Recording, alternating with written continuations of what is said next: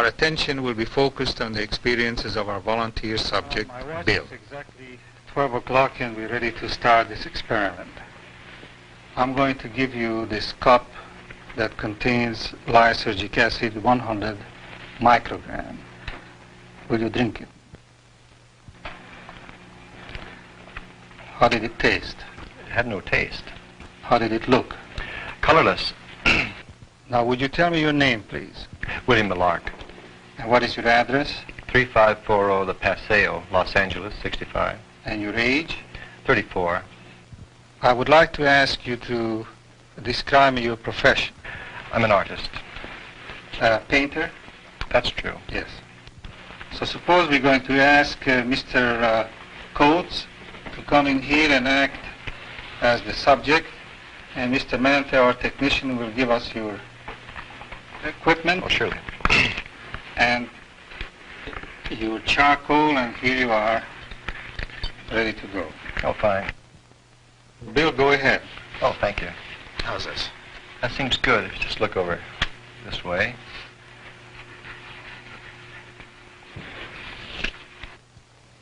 So many of the changes produced by this drug have to be described verbally. And here we have the advantage of an artist who is able to draw a sketch, and you can see all the changes just by simply observing the various distortions that will take place in your own portrait. That's just about ready then, is that right? Well, as far as I can go without distorting it too much. All right, now let me see it. Let's show it to Paul. That's an excellent likeness, isn't it? 12:17. This is a good time to do the control EEG, so we go next door. In less than 2 hours, LSD will reach its climax. In most subjects, the alpha index drops, and the frequency analyzer will show the gradual emergence of the fast frequency bands. Single light flash will block the alpha waves for at least twice as long a period as it does now. It will modify each time the visual illusions Bill is expected to see as he lies in a dark cage with his eyes closed. How do you feel? Well, I feel very fine. I feel very buoyant and light and resilient. I feel as though this chair is not as solid as it seems to be. I have a feeling that my hands are not resting against this chair, and I see flashes of color quite a bit. I see this rug, for example, seems to have an awful lot of the complements of violet and yellow. I see a lot of violets and yellows. Do you know what the exact color of this rug I might assume be? that it is gray. You assume that it was gray. Yes. All right. Now, do you find any difference between one half of your body as opposed to the other half? Well, I have a sort of a wavering tendency. I don't know which half is trying to get into the other half, but somehow or other, and I seem to be going like that. One half. It's a very pleasant feeling of nausea, and and Why did you laugh? Why did you laugh just now? Because the rug seems to be billowing, pulsating. Can you influence that pulsation? Hold your breath, for instance. Take a deep breath, hold it. Did you stop the pulsation? More or less. Now breathe out. Did it change again? Well, just it gets a little cleverer, that's all. Clever. Yes. In what way does the Well, rug becomes cleverer? It seems to feel that I'm going to watch it. You have the feeling that the rug feels that you are watching it. Is that correct? No, well, somehow or other, I think that I'd like to rescue myself from the idea that there's so many different realities here. Somehow I feel an observer, and I feel as though all these people are observing me and very amused and very good company. But at the same time, I feel as though I'm in a more exalted position. Do you feel sorry for me that I'm left out of this experience? Well, I have a feeling that you're enjoying it with me. Well, I am enjoying it in a sense, yes. Would you give me a description of the first thing that you see with eyes closed, and then later on I will hand over a drawing board And try to draw a sketch of it, all right? Now close your eyes first. Close your eyes now. What do you see? Oh, right back here. Go ahead. You can open your eyes if you want to draw it.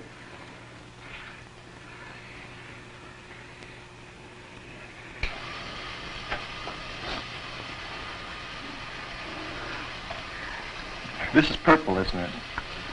No, it happens to be black. You see it purple? Yes. Well, this is just a charcoal. Mm-hmm. Look at it.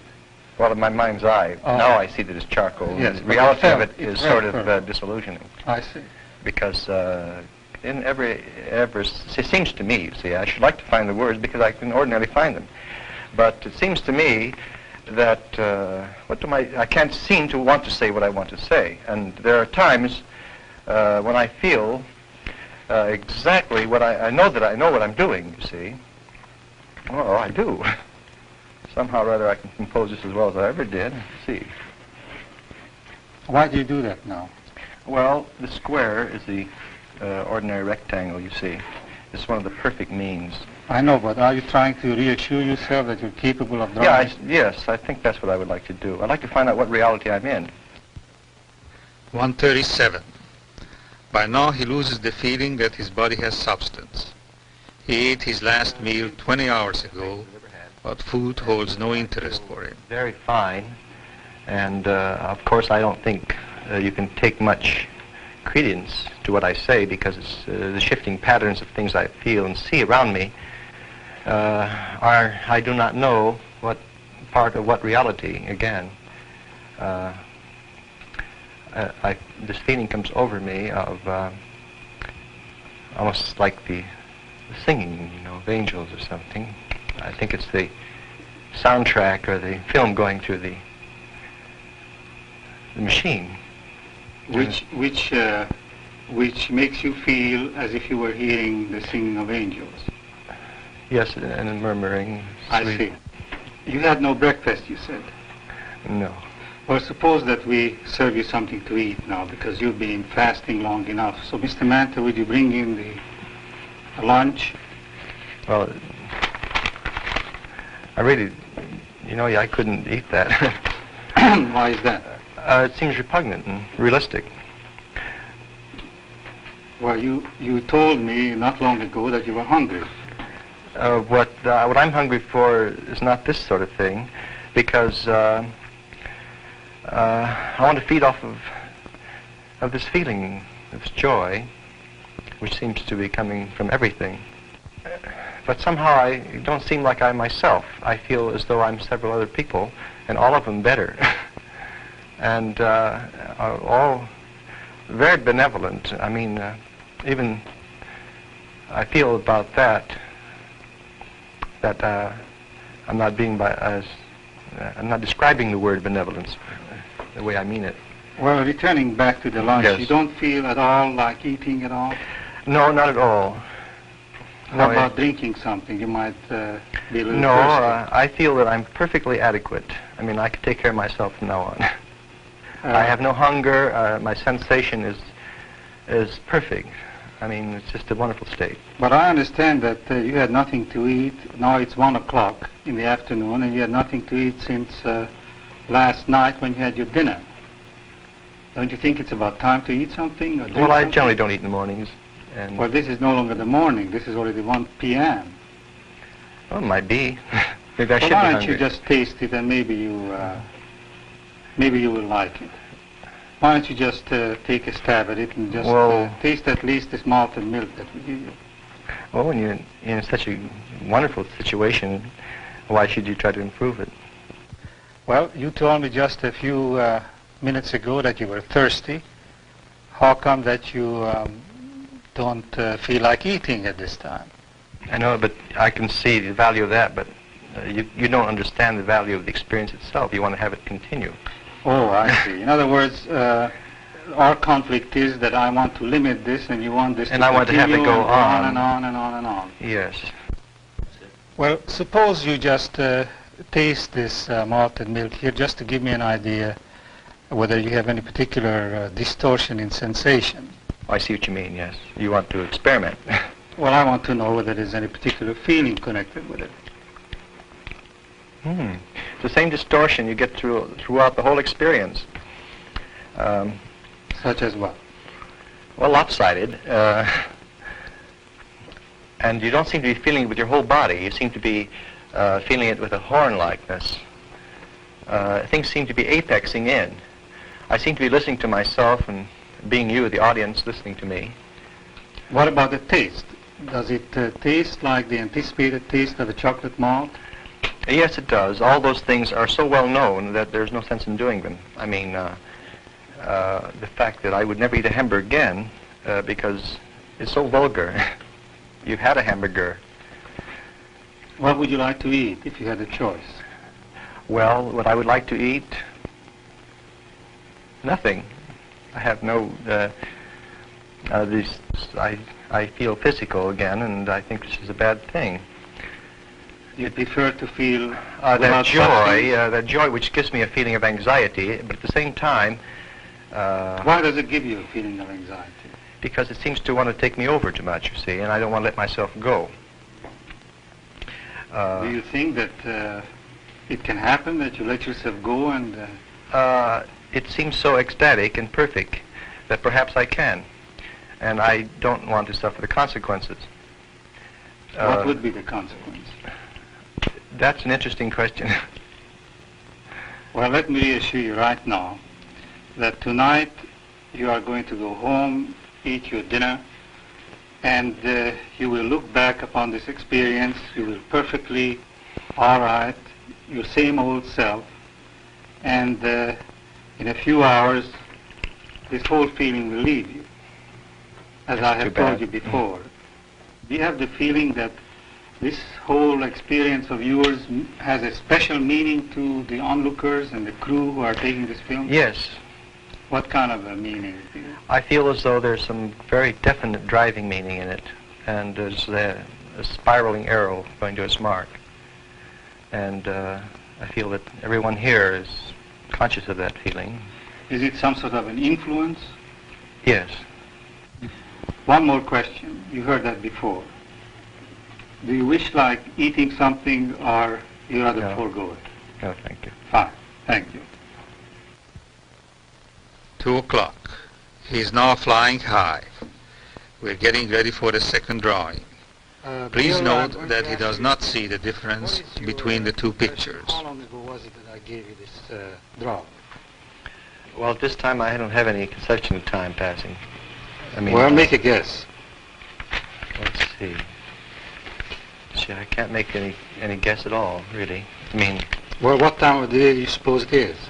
About 3 o'clock. About 3 o'clock.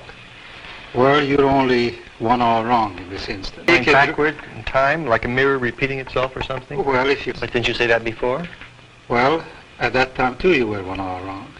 That's, it has... Drug has still a good effect on you. It would be important that you would now... Isn't this going backward in time, like a mirror repeating itself or something? Well, if it does. Anyhow, what I would like you to do now is to draw another picture of Paul, just like you did before. And while you're doing that, if you want to say something, you go right ahead. Well, let's see.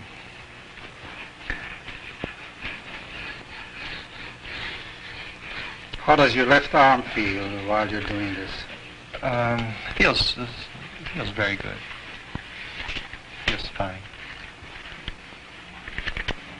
You still have that pleasant feeling that you described before? Yes, I still have it. I'll never get over it. It's something I'll never be the same. What do you see here? I see a lot of gentleness. And what else? Real beauty.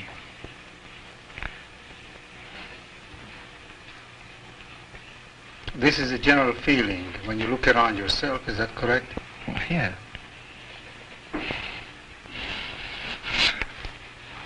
Now you're getting emotional again. Now look at the picture now. Look at the picture. Look at it.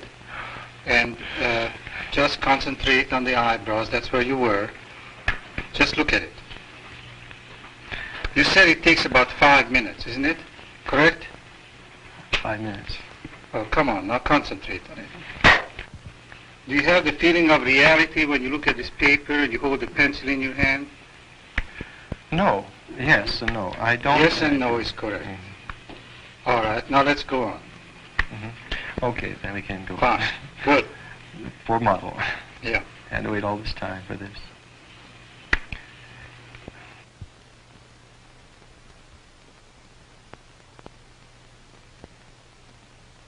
That's fine.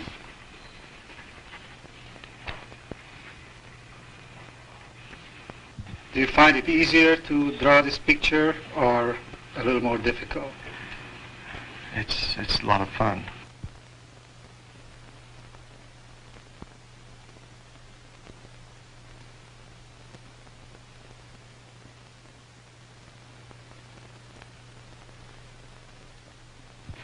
Just about right. Bill, suppose you take a look at these two pictures and compare them, and let's see if you have any comments.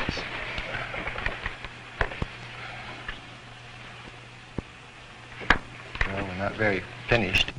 Do you see any big difference? Not really. No real big difference. The eyes, for example, are the same to me, and the line of the nose is the same, and the mouth is still a sweet mouth. Okay, fine. Okay? 248. What follows now is called by Bill a messianic experience. Close your eyes. Universal love, joy, benevolence, and above all, the split between thought and feeling. Do you see a negative or a positive on my hand?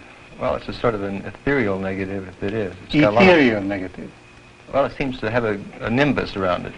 A nimbus around. Yes, red, violet, blues. Now And, open your eyes and look at my face. How does my face look to you at this moment? All right. You don't see anything a lot strange? of yellows. A lot of yellows? Yes. What else? All right, now... A lot of greens. The background is moving into your face. I don't know how much I'm seeing or how much I'm pretending to see, because all of a sudden I see you sitting there and I don't see the background at all. Oh, then you see here some kind of a split Yes. between what you know you see and what you feel you see. Yes, I feel as though that I've had a sort of an entrance into emotional life, and yet I can't feel, I'm sort of anxious about the reality of it. This is therefore a split between thought and feeling, is that correct? It seems to me that there is that, yes. Mm-hmm. Now when you look at your hands, do as I do, close your eyes and just concentrate on your hands. Is there any difference in its weight, in its substance? This one seems heavier. The left one seems heavier Yeah, seems more positive. than the right. Yeah, this seems more, there it is, I feel these lovely colors vibrating all over me. Oh, it's lovely. Any lines? Oh, Any forms? just like the shimmering of water, you know. You can put your hand down now. Come on, describe it.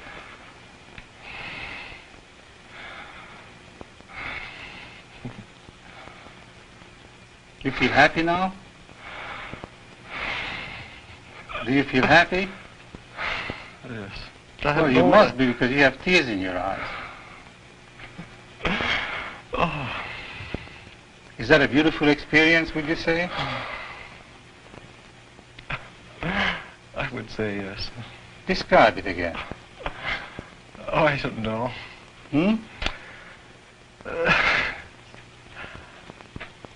It's just giving and... You're doing fine. Just try to describe it. Oh, you don't know. You want to give yourself... You want to give yourself as much as you can. What happens when I do this?